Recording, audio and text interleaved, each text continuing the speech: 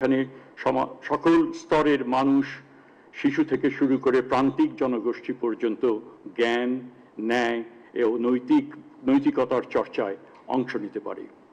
জুলাই গণ অভ্যুত্থানে তরুণদের গৌরবোজ্জ্বল ভূমিকার স্বীকৃতি স্বরূপ জাতীয় বিশ্ববিদ্যালয় প্রতি বছর জুলাই শহীদ স্মৃতিবৃত্তি প্রদানের সিদ্ধান্ত নিয়েছে।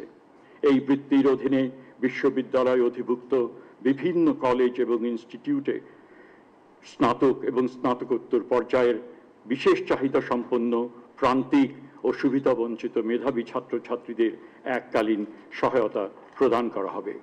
এখানে বলা প্রয়োজন, জাতীয় বিশ্ববিদ্যালয়ে 32 জন ছাত্র, অধিভুক্ত প্রতিষ্ঠানগুলোর 32 জন ছাত্র এই গণ অভ্যুত্থানে আত্মবলিদান করেছে। এখানে এই বছর 725টি প্রতিষ্ঠানে 2040 জন শিক্ষার্থী এই বৃত্তি লাভ করবে।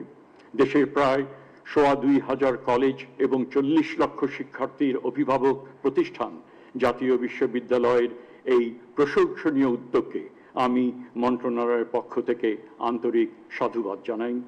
বৃত্তিপ্রাপ্তদের আমি জানাই অভিনন্দন, উষ্ণ অভিনন্দন। জুলাই অভ্যুত্থান আমাদের শুধু একটি নতুন দেশ দিয়েছেন তাই নয়, নতুন স্বপ্ন দেখিয়েছে। আমাদের তরুণেরা যেন কেবল এই দেশকে নেতৃত্ব দিতে না পারে, বরং বিশ্বমঞ্চেও নেতৃত্ব দিতে পারে, সেই প্রস্তুতি গড়ে তুলবে শিক্ষা। ধন্যবাদ।